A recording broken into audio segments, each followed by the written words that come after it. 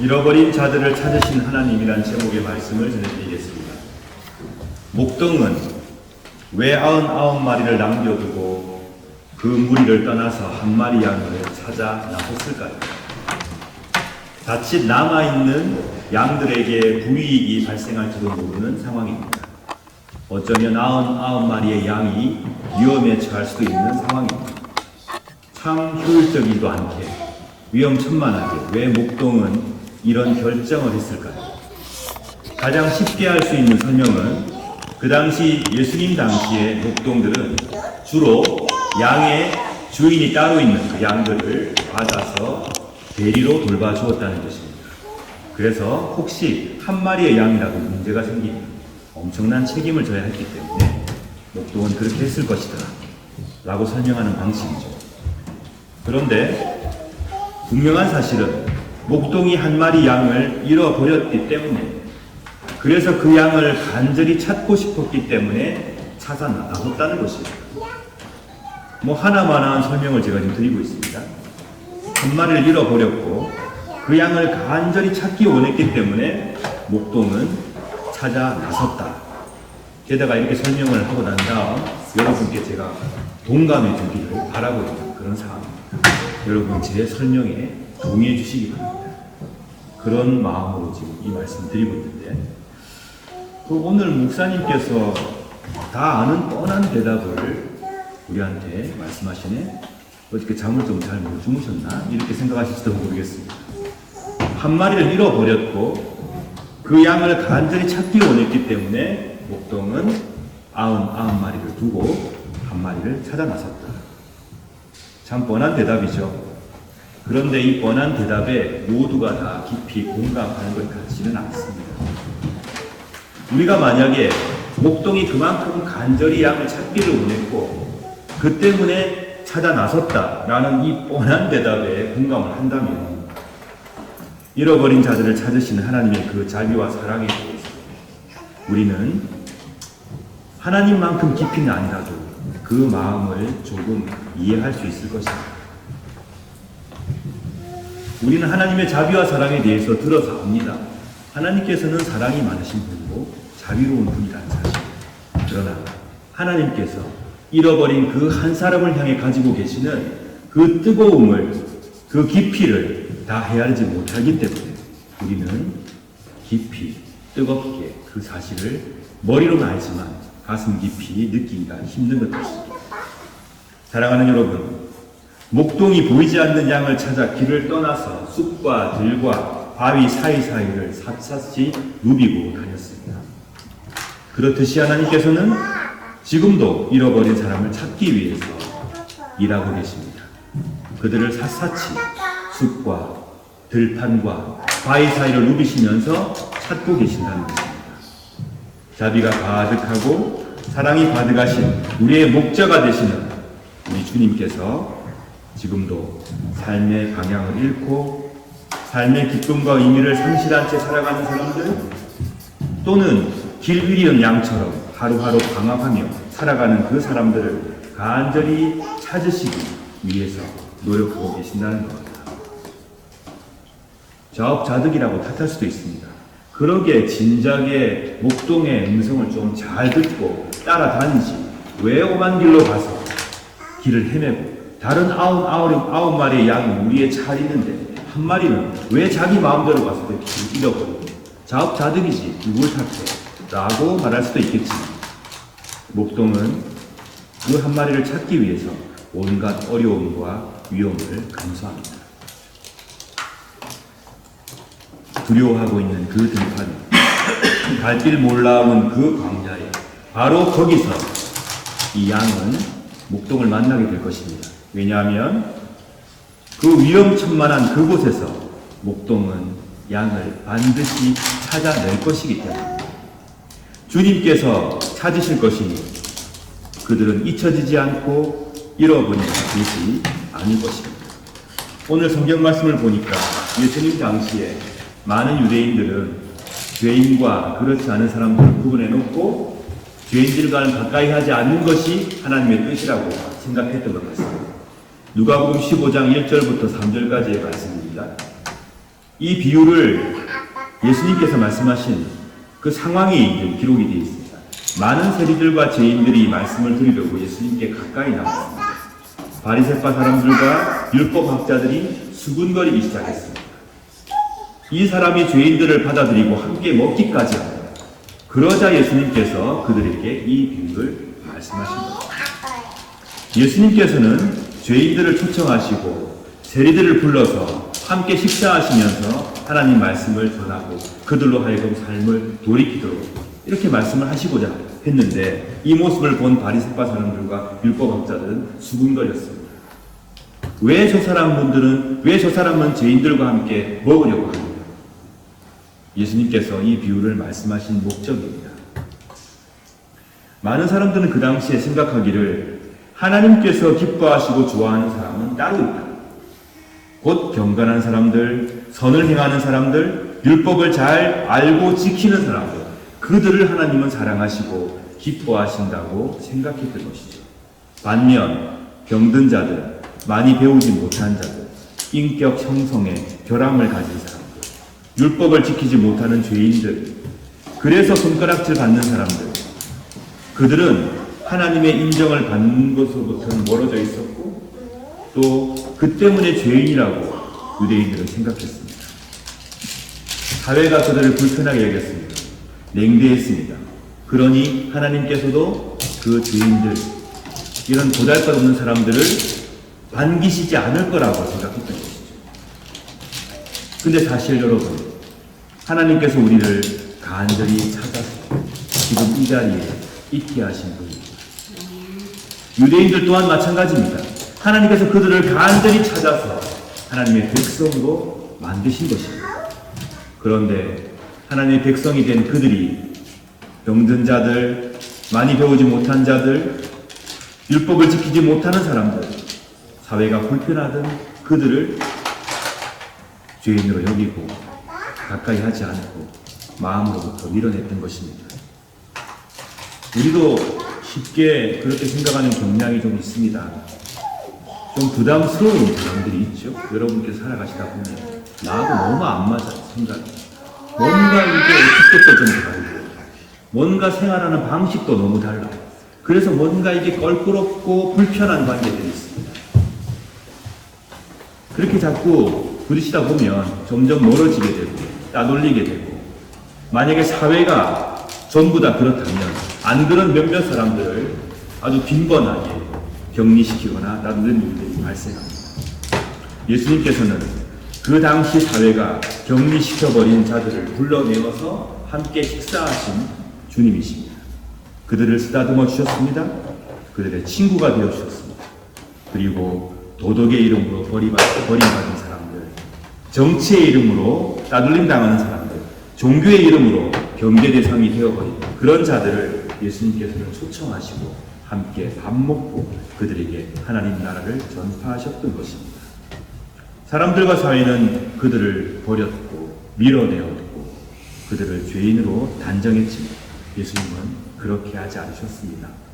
오히려 그들을 다시 하나님의 품으로 인도하시고 사람 사는 세상으로 초청하시고 그들도 똑같이 하나님의 자녀가 될 수 있도록 말씀을 전하시고 믿음을 가르쳐 주신 것입니다.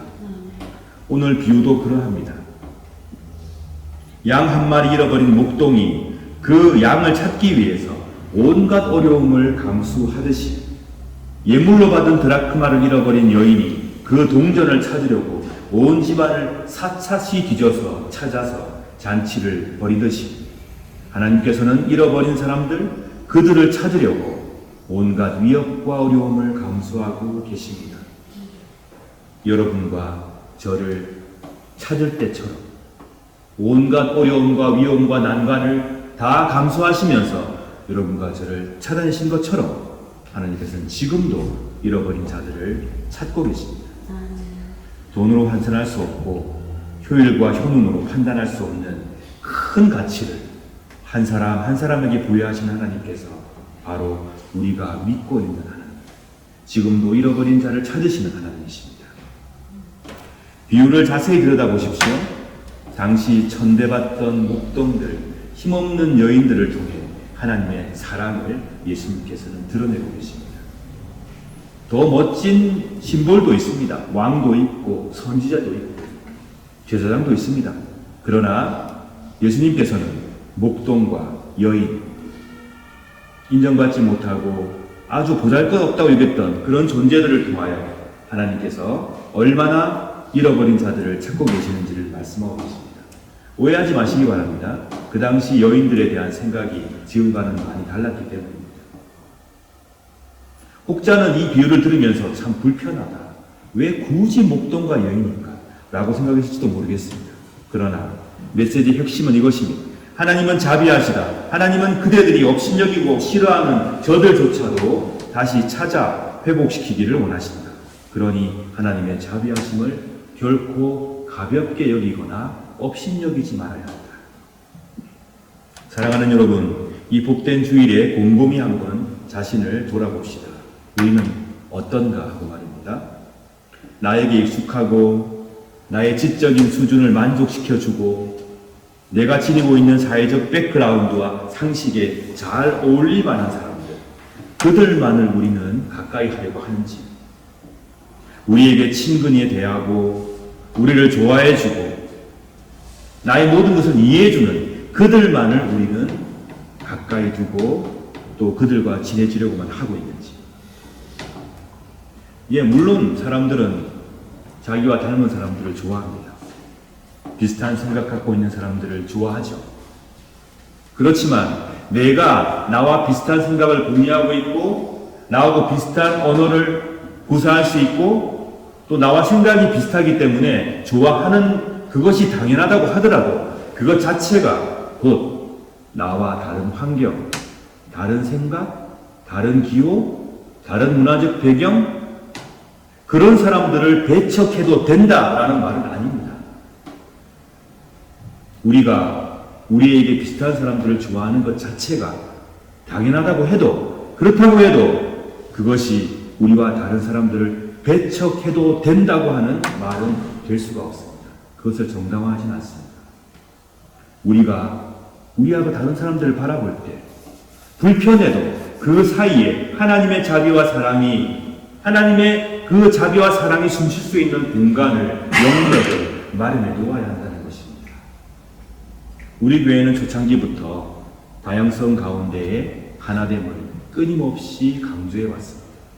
너무나 다양한 삶의 여정을 살아온 우리가 이 자리에 함께 모여서 예배드리고 하나님을 찬미하고 있습니다.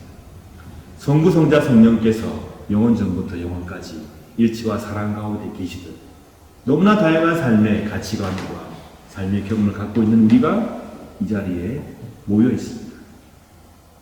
달라도 또 다른 입장을 가지고 있어도 그것이 서로를 미워하거나 배척해야 할 이유가 되어서는 결코 안 됩니다.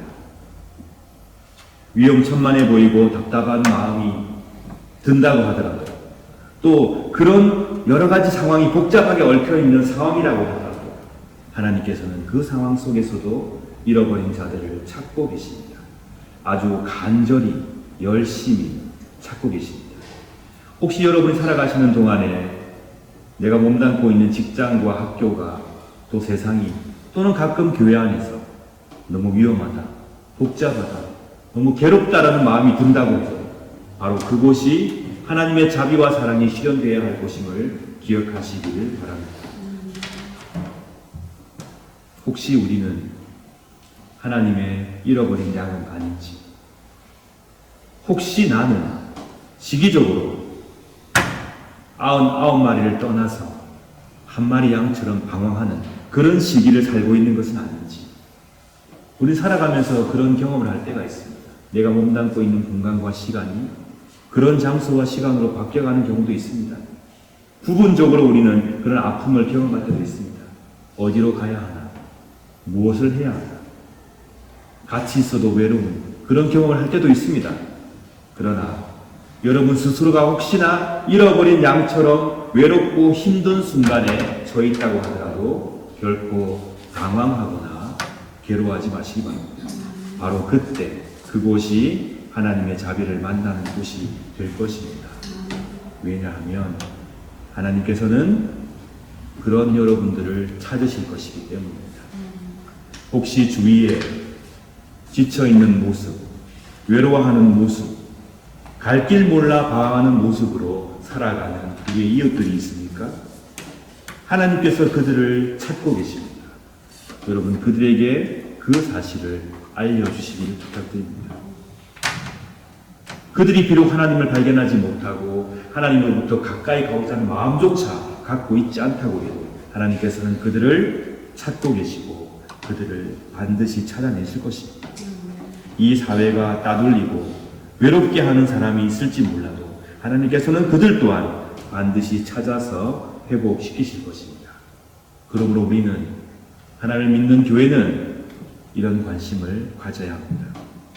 한 마리의 양을 찾아서 잔치를 베풀고야 마는 목동처럼 이런 잃어버린 드라크마를 찾아 축제의 기쁨을 누리고야 마는 여인처럼 하나님께서 잃어버린 자들을 찾아서 자비와 기쁨의 잔치를 벌이실 것이라는 그 사실을 반드시 우리는 기억해야 합니다. 그리고 하나님의 그 마음과 같은 마음을 품고 살아가야 합니다. 그리고 자비로운 하나님을 닮기 위해서 노력해야 합니다. 그것이 바로 우리에게 복이요 은총입니다. 사랑하는 여러분, 우리 이제 함께 기도할 때에 자신을 돌아보시기 바랍니다. 은연중에 나는 내 입맛대로 하나님의 자비하심을 재단하고 제한하는 것은 아니다.